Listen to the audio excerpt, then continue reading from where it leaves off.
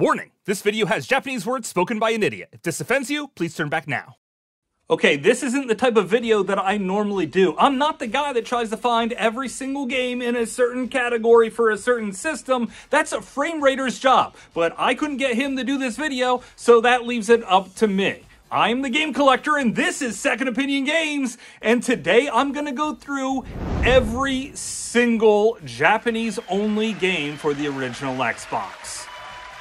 It's gonna be a trip.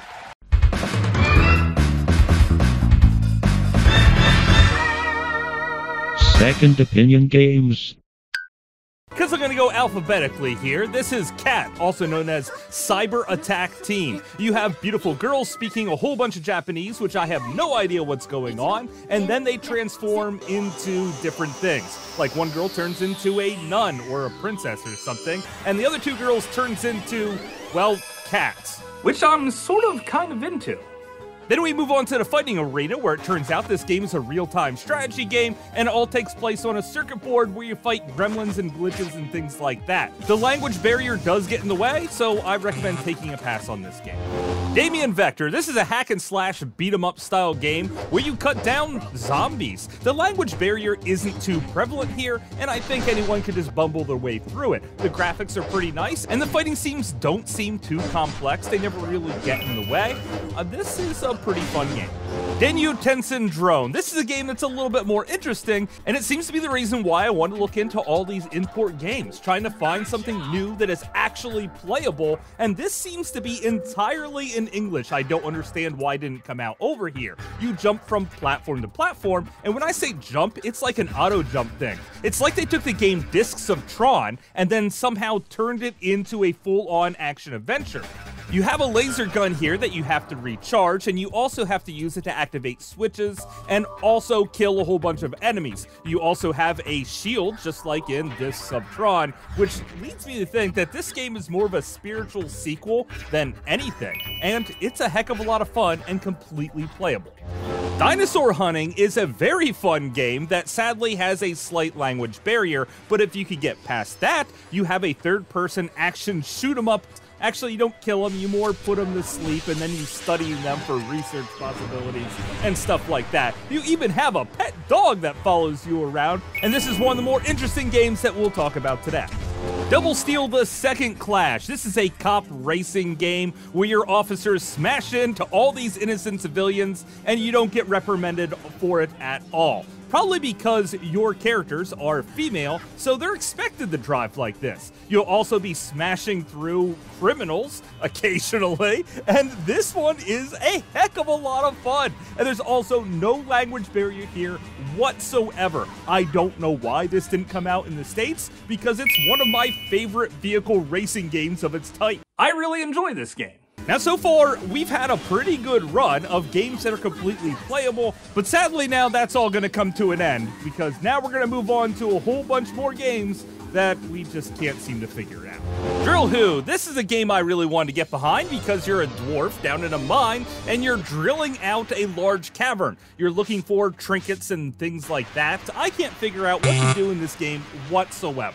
Exoskeleton is a mech-style fighting game which you actually can play, but you really don't want to. It's bad. The controls feel very awkward, and trying to switch between your weapons is nearly impossible. And the robots just sort of run at you. Most of the time I just switch to the heaviest gun I have and just shoot straight forward, and then I blow apart my enemies. This does not make for interesting gameplay whatsoever. Flight Academy. This is an airplane simulation game that I can't figure out how to get off the ground. It's sad. I really like flying, and maybe I would like to someday, but not here. Galaxy Angel. This, at first, I thought it was a visual novel because you click a A button for about 10 minutes trying to get people to stop talking. I'm not sure if we're in charge of anything that's going on. This might be real-time strategy, or it could be a giant cutscene that lasts 20 minutes. I'm still not certain. It does look really cool. There's lots of ships blowing each other out of the sky, but What's going on? Seriously? I have no idea. Why couldn't this game just been a simple shooter? That would have made it much better. Innocent Tears. With a name like that, you would think that this wouldn't be very YouTube friendly at all, and the opening cutscene really kinda makes you feel like that. But it turns out to be a real-time strategy game where the whole world was destroyed and there's angels and demons around every corner, and you try to fight your opponents. Now, is it playable? No, because the language barrier again. This was left in Japan for a reason, also because it is ridiculously slow. If it was in English, I probably would have spent hours on this trying to figure out if it was good or bad, just to end up hating myself for falling in love with it. Jockey Road World Soccer 2002. This at the very least looks like a very competent soccer game. I can't really tell myself because I really suck at this style game. It's just not for me. And there is an announcer in the background that sounds like he's accurately calling the shots and everything that's going on.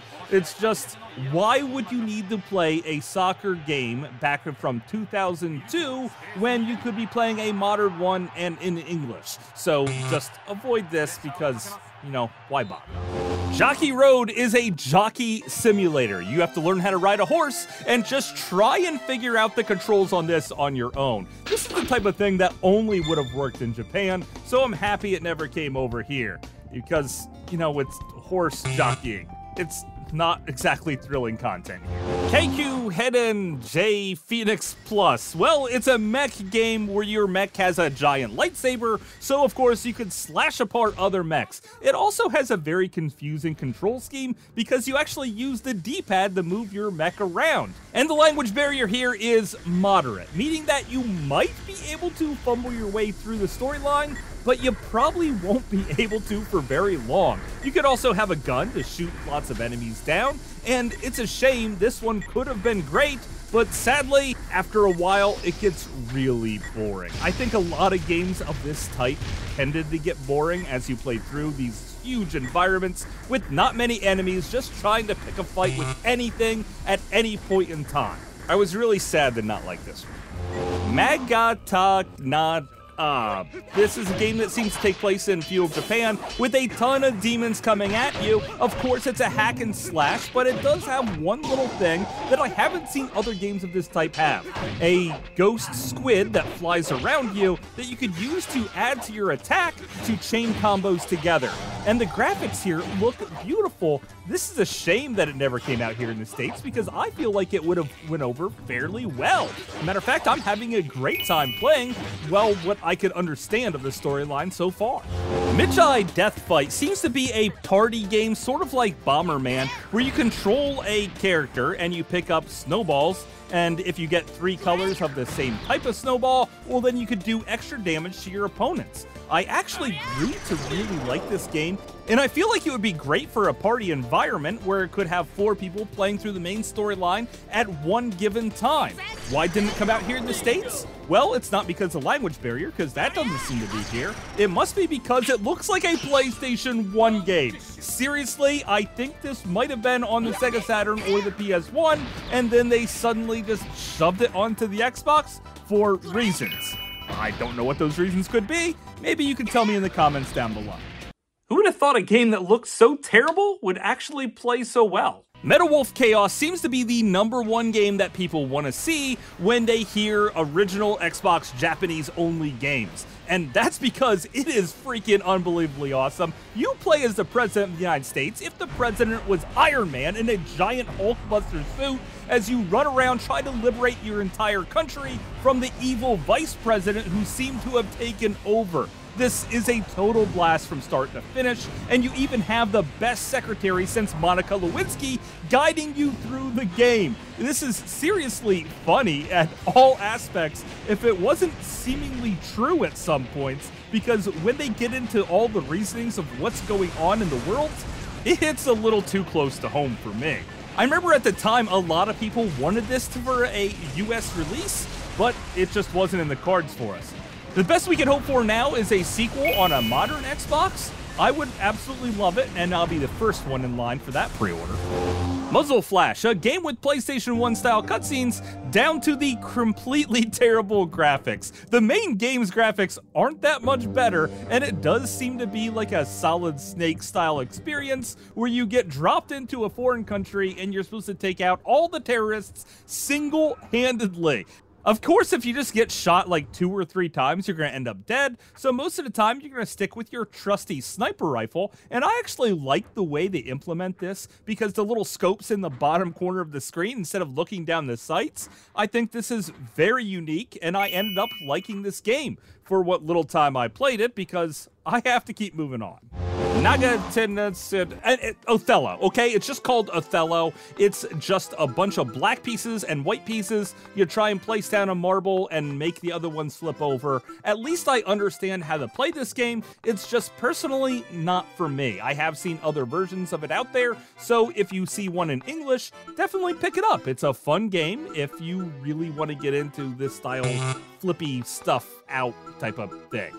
Neighbors from Hell, finally another game without any language barrier at all, and I don't know why this one didn't come over here, probably because it looks very simple. It's sort of like Spy versus Spy, as your character sets traps inside of your neighbor's house because your neighbor is like the worst neighbor ever. At least I would say that if you also weren't the worst neighbor ever, because who breaks into someone's home and puts super glue on their binoculars that they would use to spy on their neighbors and look at them naked and weird stuff like that. Yeah, this whole game has a lot of weird stuff going on, and it's all about learning the patterns of your neighbor and how he maneuvers around the house, and then using that to your advantage to set all the traps, because your eventual goal is to kill him by making him have a heart attack or something. It's also part of a whole game show style thing, and this is one that everyone has to try. Just probably not for the original Xbox. Pick it up on the GameCube or PlayStation 2 or something, where it's just a little bit easier to find. Piccopter, as I like to call it, Tiny Copter, because you're controlling RC copters around a house trying to do different missions, and the whole thing about this game is the controls are just wonky and jank. This is exactly like controlling a real helicopter. I haven't flown a real helicopter, so I'm not 100% sure on this, but I have done simulators that were really spot on, and this is definitely as difficult as that. So just trying to do the simplest little thing here is tough, and if you're really into RC helicopters and flying around, well, this one is one that you're gonna love. Plus Plum 2, it's a puzzle game with a story, but the story's entirely in Japanese, so no one's gonna quite understand what's going on. But that's not really needed for a good puzzle game. What's needed for a good puzzle game is good gameplay, and that it has. You drop down circles and puzzle pieces and X's, and if you get 3 in a row, well then other things next to it will change their color, hopefully making a domino effect that will chain your attacks together. And also, it's a whole scale and balance thing. If the balance board is entirely down on one side and up on other to the 3 count, you win the match. There's also some special maneuvers that I've never been able to figure out, but this is still a very fun game, and I think everyone can enjoy it. Sidevara 2 Extended Edition. How do we make it this far into the list? And this is the first bullet hell style shooter out there. Now, I can't really understand everything that's going on here, but what I do know is avoid all the bullets and shoot down all of your enemies. You also have a bomb blast to destroy everything on the screen, and I think sometimes you can absorb some of these bullets and other times you can't. I'm not 100% sure on that. But what I am sure of is that this game is a heck of a lot of fun, and I can't wait to jump right back into it. Puyo Pop Fever is a puzzle game where you drop jellies from the top to the bottom. You want to try and chain at least 4 of them connected in any way, shape, or form to make them explode and set off a chain reaction, which will then send a whole bunch of blocks over to an opponent. If it does so, it'll go in sort of a 3D mode, which is kind of cool to look at, but it's really not necessary to this style game. Also, the entire thing is in English from start to finish, which admittedly is very cutesy, but I'm okay with that if you are. Rent-A-Hero. This seems to be the Dreamcast version of the game, just done in English, for a Japanese-only market. What were they thinking by doing this? and you probably won't like the game very much because it's ridiculously slow-paced, generally revolving around fetch quests. You do get to punch the crap out of your dad, though, after transforming into a hero with your mech suit that gets delivered to your house instead of food for some reason or another. This game is actually quite funny. If you can get past the dated control scheme, you're really going to enjoy this. Suzuka Kusakai seems to be a airplane game where you fly around trying to shoot down other airplanes. Now, I normally like this style game because it's usually an arcade style, but this is done sim style, which means it's garbage because I can't figure out anything that's going on, and it's entirely in Japanese, which is, again, a game ruined for me. Shimakami no Shimma something. It's Castle Shimakami, guys. I know how to play this game. You guys probably have seen it out there before. Pick it up on the PlayStation 2, where there you could find a North American copy in complete English. You don't need to play this. That being said, there's also another one here called Shimakami. No, it's Castle Shimakami Red, which is exactly the same game, only they made slight tweaks to make it better and more improved. I don't know why either one of these are necessary, and I also don't know why they never came to the States. Shimakami no Shuro 2, also known as Castle of Shimakami 2. Again, nothing out of the normal here. This is just Castle of Shimakami. There's no extra perks or benefits. Pick it up for anything probably other than this again. Heck, even the GameCube had a little ceramic cat that it came with, but this doesn't have that, so I'm very sad. Matter of fact, it's probably best played on the PlayStation 2. Are you guys having a good time? I feel like I'm having a good time. Shimakami Tensei 9. This is a very weird RPG game with a heavy emphasis on RPG. It also means a heavy emphasis on the Japanese language, and also very, very, very weird. I wish I could play this, but sadly, I can't. Takakashaka Mahjong Centaur. This is a Mahjong game. I think I never played a Mahjong game like this before. It looks more like poker mixed with dominoes. I don't know. I don't understand what's going on here, and I'm not able to play it at all. Tenera. This seems to be some type of action-adventure RPG style game. You start off in a town where you can meet lots of people and buy items from the shop, and then you move on to what looks like a three-dimensional magic casting game where you defeat enemies and bears and other cute critters and still talk to more human people.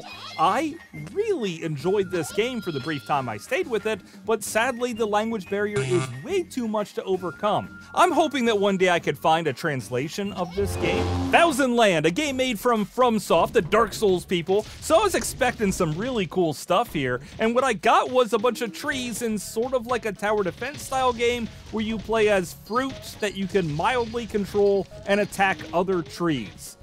This is something I wish I had any clue what's going on, but I think even people that speak Japanese don't fully understand this one. Hungar is a racing game that looks and plays like total garbage. Even when you set your transmission to automatic, the gears don't tend to shift on their own, which means you're going to be far slower than all the other cars on the road. You should probably play any other racing game other than this one, because this seems to be the worst racing game on the entire library of original Xbox racing games. Triangle, again, seems to be a story-based choose-your-own-adventure game where you just pick your dialogue and see where the story takes you. And it takes you entirely in Japanese, so you're not going to be able to play the game. Just like Triangle Again 2, which seems like a pretty redundant name, this time they had a little bit more money to make the cutscenes a little bit better, and it's still the exact same game as the first one, only now you can still not play it whatsoever. Yeah, both of these you should probably take a pass. Yuasa Kuraza no Logo Septar. It seems to be Othello, only this time with a pretty girl on the front, but it's not Othello.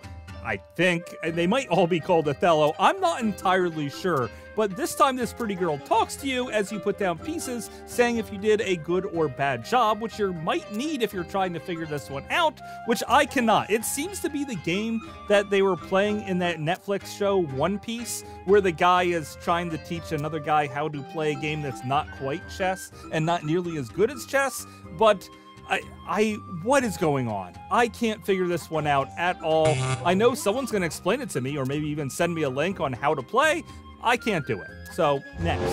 Our final game is Wild Rings. Is it a flying game? No, it's a wrestling game where you're in the ring. You could press a button and you could jump outside of the ring, and then no matter what button you press on the controller, you never ever get back into the ring, so you lose. I did this like 10 times and I can't figure it out. So I then set up a match where both the computer opponents fight against each other so you can see how the game is meant to be played. And I still don't understand much of what's going on, and I don't know why you just wouldn't play a modern wrestling game over this one. I think you should stay away from it. So I did it. This is all the games I could find that only came out in Japan for the original Xbox. Did I miss a few? I might have. The internet doesn't seem to even know what all games were exclusive to Japan for this, but I tried my hardest. Did I find some gems? Yeah, but mostly the games that people already knew about, like Metal Wolf Chaos. But I was surprised to see that there were many games that I could have a great time with that I really wanted to see come over here. And I was even more surprised to see Reda Hero got an English translation, and then they left it in Japan for no reason at all. So hopefully you guys could use this as a buyer's guide to track down your favorite Japanese games. But let's face it, most of you are just gonna look at this list and laugh, because this is why the original Xbox tended to fail really hard in Japan. But of course, that's just my opinion. Thanks for watching. Domestic terrorism problems have increased rapidly. Economic disputes originating from the exhaustion of fossil fuels and the sudden rise in unemployment due to the influx of large-scale immigration. Neither the current president nor the American government took actions to address these various problems. Hopefully you guys enjoyed this list. I had a great time making it, and I want to know what your favorite Japanese-only game was for the original Xbox, other than Metal Wolf Chaos. So one day I could do a top 10 of my own, because I already recorded all the footage for that video, and it would be dumb for me not to do so. So until later, I will see you again, guys.